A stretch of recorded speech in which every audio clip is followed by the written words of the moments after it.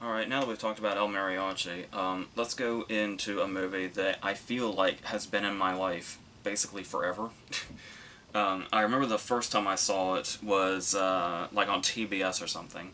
So, obviously edited, very much so. And I could tell watching it that it was, like, even at that age, felt like it was kind of really cut to pieces.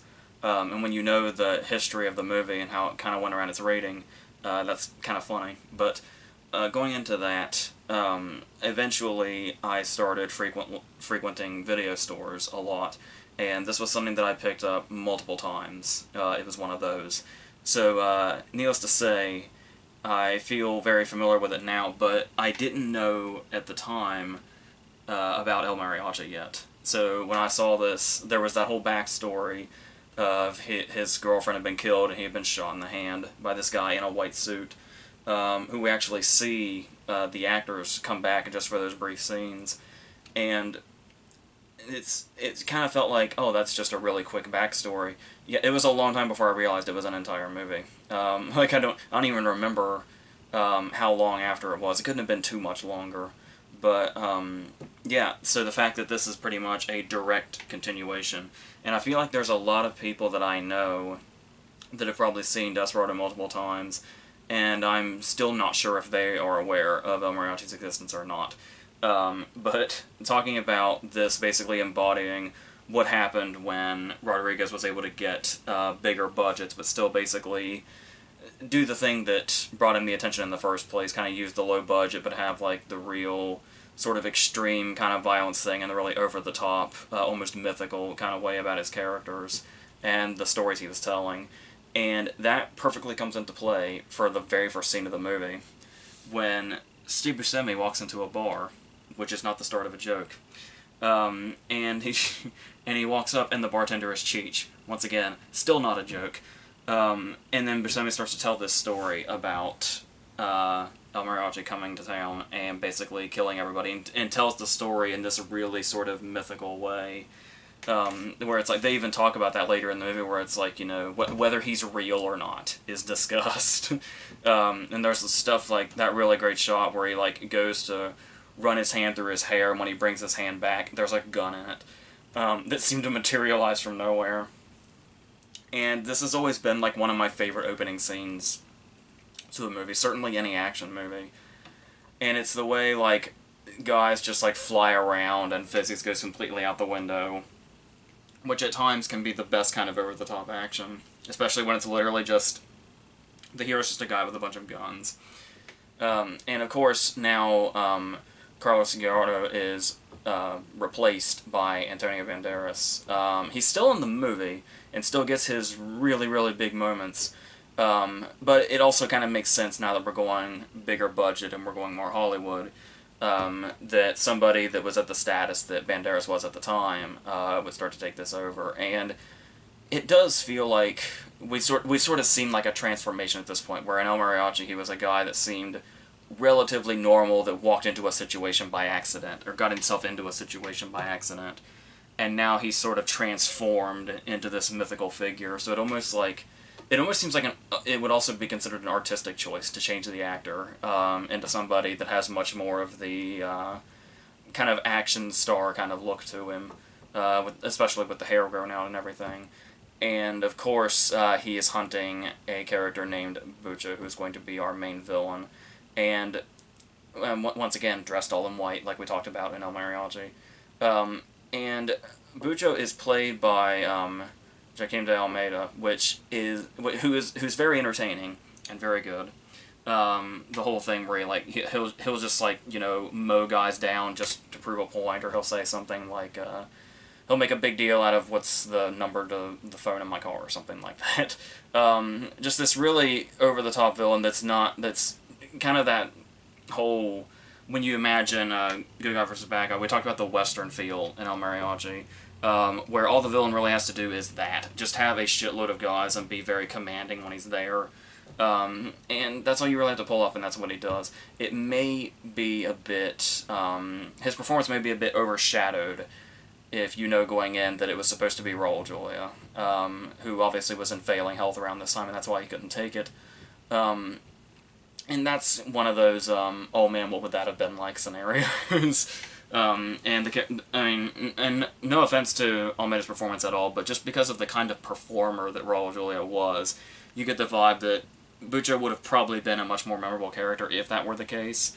But it also feels like he would have been kind of a more over the top character in general anyway. So it's kind of hard to say otherwise. If one would have been better than the other, they probably would have been different in a sense. So. As far as building up our other villains, we got a lot of people wandering around here. We've got Danny Trejo walking around with his throwing knives, making calls. Never has a single line in the movie, which is fun because I always remembered his presence in this movie, but I feel like it was a long time before it finally occurred to me. Oh yeah, he has like no lines at all. He's like a completely silent character. And then you've got some of these, you get like little henchman origin stories, and sometimes these henchmen may just be there and be gone and not really have much to do, but I like getting able to see the inner workings of what the villain has going on here. So we have this whole fight, like this very small arena that's going on, and we are introduced to two different characters. There's a guy in there that's already fighting, that's just some random family member of one of the henchmen already, and then there's, Christos, and it's one of those cases where the fight is building up one of these characters. Like, whoever wins this fight is who this fight is. They're building up this character to be some threat later. And first off, it is funny that you're never, like, the first time around, you're not quite sure who the fight is going to be building up. It's just a matter of whichever one wins will be one of the major henchmen.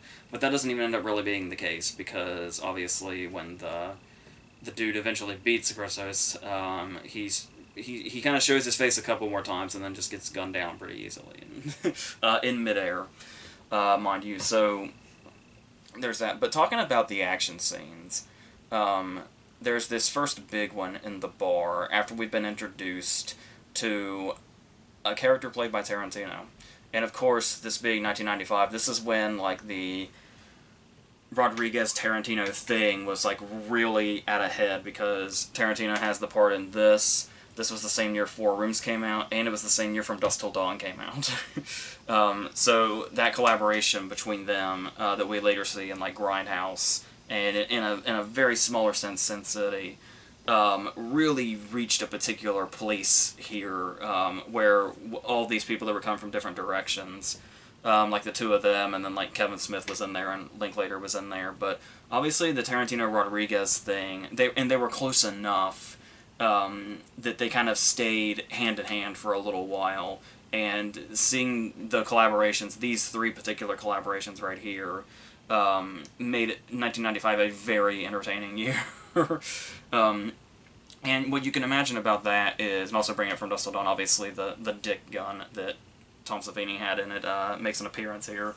I think we only get to see it used in a deleted scene, but it is here amongst his arsenal. So obviously one of the scenes that always stood out here was when Tarantino comes in and gets to tell his bar joke, and you basically get the sense that, I don't know this for sure, but it feels like Tarantino basically wrote his own scene, is what it feels like. The Buscemi opening scene also kind of feels very Tarantino-like as far as the way it's written, to the point that like the Buscemi opening scene and this bar scene almost kind of stick out from the rest of the movie. So I do wonder if something like that might have happened, because there's also the whole the movie Sleep With Me, where Tarantino gets his famous Top Gun monologue, was just basically done there by him. So I could see that being the case. And then shortly after this scene is when all hell breaks loose in this bar, and we see, obviously in the first scene, the opening scene, we got to see El Mariachi as like this sort of mythical figure that like stayed in the darkness, and we only ever really saw his eyes as Buscemi told the story. But here we finally get to see him just blowing people across the room. What's great about this is when you see he shoots somebody and they fly across the room in the opening scene, you're just like, oh, this is Buscemi, blowing up the story, and this is the whole mythical aspect of it. And then we see the scene happen for real, and it's basically the same thing. Where it's like, it's not just this mythical story that's being told. He is literally a guy that can shoot somebody and they can go across the room. There's that one particular moment where the guy jumps down on him and he like pushes off of him with his legs, and the dude literally flies across the room while being shot in midair before he finally drops. And the stuff like that is why you come to a movie like this, where it has that feel constantly. And I know some people will criticize this movie, and did when it came out, about it basically being the old all style, no substance kind of thing. But once again, it's one of those movies where as far as what you're going into the movie wanting, versus what it's going to give you, that's almost like it's easy to say now because the movie has, been out for however many decades at this point. And we know what the movie is. I think it's 26 years, so that's a lot of time. So we know what we're in for, but it's at the same time where it's like, this is not the kind of movie that I go into when I'm like, oh man, I really hope that I care about the characters, and I really hope there's a really fascinating story. When you go into this, and I could see maybe the difference if you want to compare it to El Mariachi, where we got to see a guy that was like out of his element at the time, and maybe there's something to that, but like we were saying, it's really been a transformation in between movies, and now we're dealing with what is essentially a mythical character amidst this real life, despite the whole sort of environment being heightened and having a heightened feel. It feels like the very basic story you would see in like old, B movies or something like that. Like those, that would be the second feature in a grindhouse or something, or at like a drive-in or something, and then it's just really, really heightened in a really over-the-top way, and has a certain Hollywood polish to it now. And I think that's the key to the appeal by itself. Like I said, I get if people go into any movie wanting more character or more emotion or whatever, but I feel comfortable saying this just isn't that movie. So when he comes in and he, blows a dude across the room, or there's the whole thing where he like walks across the bar, and it's just like the way these scenes are staged feels so unique to this style that Rodriguez was bringing forward. That he'd kind of done in El Mariachi, and now really had the budget to really show off in this now Hollywood movie with a much larger budget. And the fact that Banderas is playing it as like the epitome of cool, where this is long since the guy that was out of his element, and long since the guy that found his way into shootouts like this by accident. Now he comes and finds them, and when we get the shots like, or moments like when everybody's starting to draw their guns, and he says, "Not yet," and just builds up to what the shootout is going to be. And just these little great moments in between, where we've got dudes flying around and blood going everywhere. Cheech gets shot in the face at some point in this scene. Tarantino gets shot in the face at some point in this scene. And then there's the moment where he and the dude just keep having standoffs because all the guns in the room are empty. And it's little details like that that break what would be a monotony of just constantly shooting. It's like, even though Rodriguez has turned the shootout into its own sort of over-the-top art form here, still those things to break that up a little bit are very important as well, so that doesn't get old. And just those little bits of like absurd humor in the middle of it are timed just right and make everything just click in the perfect way. And yeah, we were talking about with Cheech and Tarantino how for like the entire first half of this movie they set up so much. Like I remember when I was growing up and watching it, when I used to get it from the video store or something, that I always found the first half a lot more exciting and stronger than the second half. Like around the time, and it's nothing to do with her, it's just where the plot is going. Like it's right around when Selma Hayek comes into it. As a kid that I kind of started to lose interest a little bit, because there's so much, like, in the way that, like, I was talking about with Tarantino and Cheech, and eventually Buscemi, how all these characters they introduce, just, you never quite know when they're going to get offed. Like, it happens so early for a lot of them. Buscemi's especially really building it up, that he's ready to be in this movie for the long haul, and then that's immediately when he gets knifed by Danny Trejo. And then when it seems like it's setting up Danny Trejo, especially in that scene, as some big antagonist, he goes right down in this scene. And then they turn that into another absurd moment where it's like, oh, they thought he was... It's a scene right out of the first movie, where it's like, oh no, he's not that guy. And then they, like, reveal one detail at a time who Trejo actually was. And like I said, stuff like that, that balance is what just really keeps the movie alive.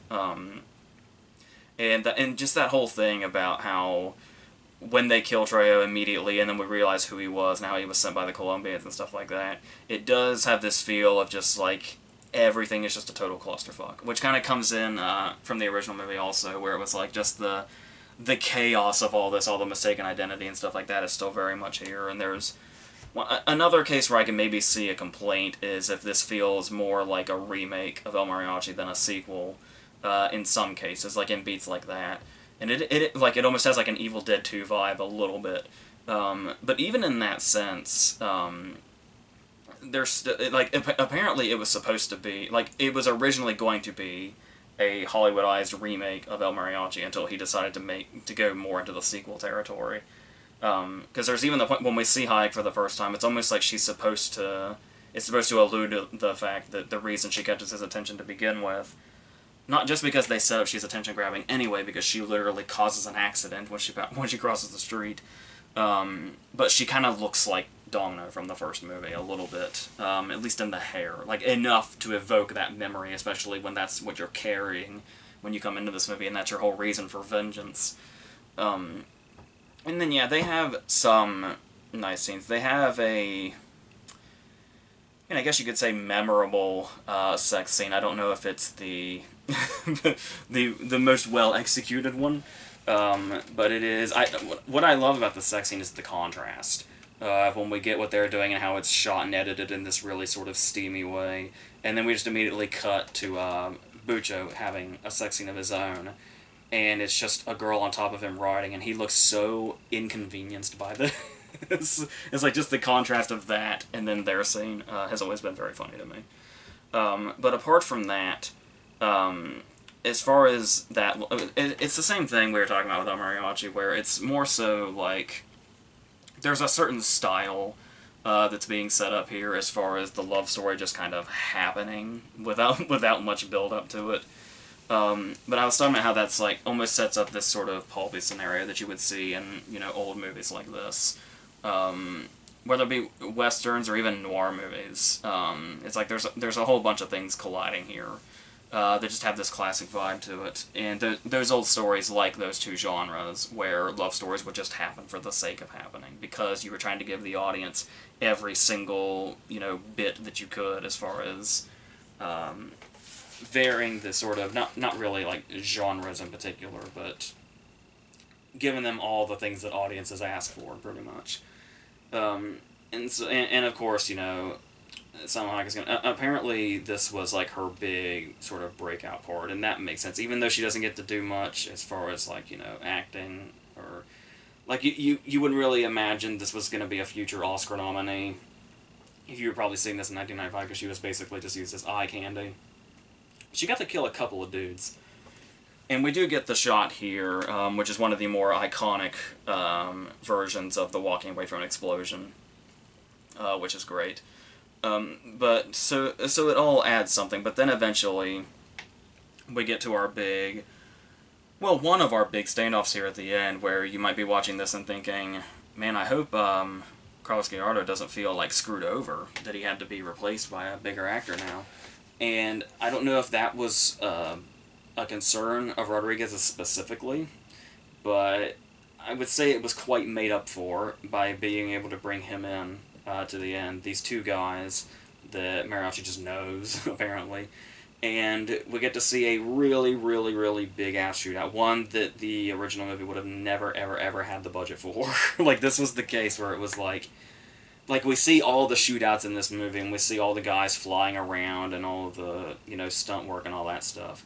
But I just get the sense that when El Mariachi took off, and Rodriguez was told, okay, now we want you to tell this story, like, in a Hollywood way, and we're going to give you much, much more of a budget.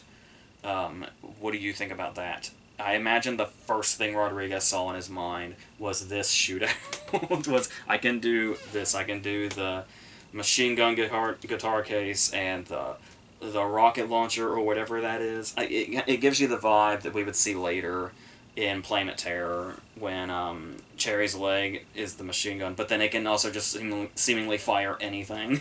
And it's like you can almost see the beginnings of that in this guitar case that just has these seemingly endless rockets in them. And this scene just gets bigger and bigger and bigger, and it's great. Like that's the kind of thing where, like I said, the people who are like all about physics and stuff like that in their action scenes, that's not what we do here. That's not what that's not what Rodriguez is about at all.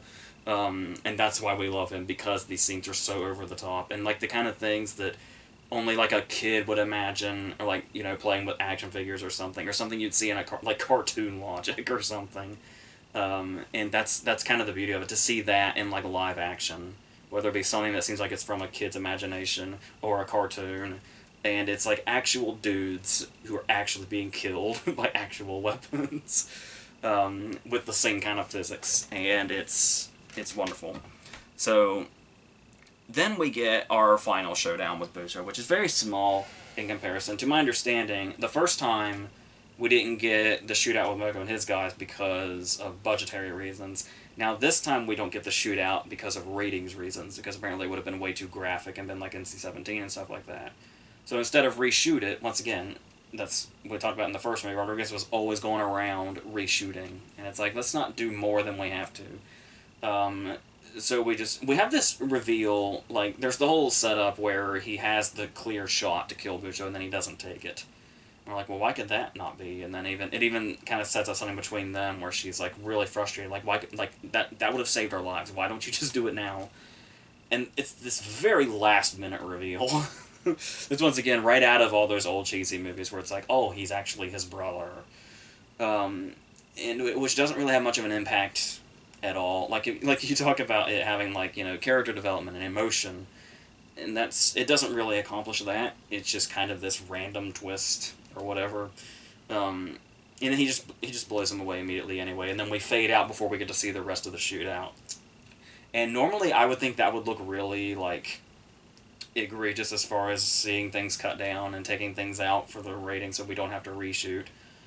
But I think the reason fading out on the next shootout works is not only does it start with the killing of Bucho, which is really the only important thing here anyway, but the fact that we basically had our climax. When Gyardo and all the other guys were in the streets and the guitar cases were endless weaponry. That's a climax in itself, and I think it's really smart to have that be the big moment. And then we have just that brief break where they take the kid to the hospital, and then the final showdown with Bucho, which is much smaller by comparison. Because, like I was saying, that whole idea of, regardless of how greatly choreographed the action is and how fun it is to watch and all that, even the most well-done action might wear you down at some point. It might get repetitive. So to have a full shootout right after that really big one, number one, it probably wouldn't have lived up to that other one anyway, because the other one is so big, the one that we do see, that it probably would have been probably would have felt repetitive if we got one more shootout anyway, so maybe that was just a blessing in disguise. And so, like when you know there was a shootout there that was cut, it looks a little sloppy, that it just fades out. It just goes to the next scene. But when you look at it from that perspective, I think, where we basically already got the climax, it's almost like him killing Bucho is just like an epilogue to that, which I feel like probably makes more sense in context. And then the final bit when he's getting ready to abandon his weapons and move on, and then at the last minute changes his mind, which is amazing and appropriate, because that means we have one more movie in this trilogy, which we will talk about very, very soon. So, in between, we're going to have the new stuff like Cry Macho and Prisoners of the Ghostland and stuff like that, Cop Shop. And then we'll talk about Once Upon a Time in Mexico. And then we'll go from there. So, we'll continue to do, you know, the reviews and the verses and all that other stuff. And go all the way through until we get to the horror stuff in October, which there will be a lot of, as well as a lot of this stuff. So until the final movie in this trilogy, I think that's it.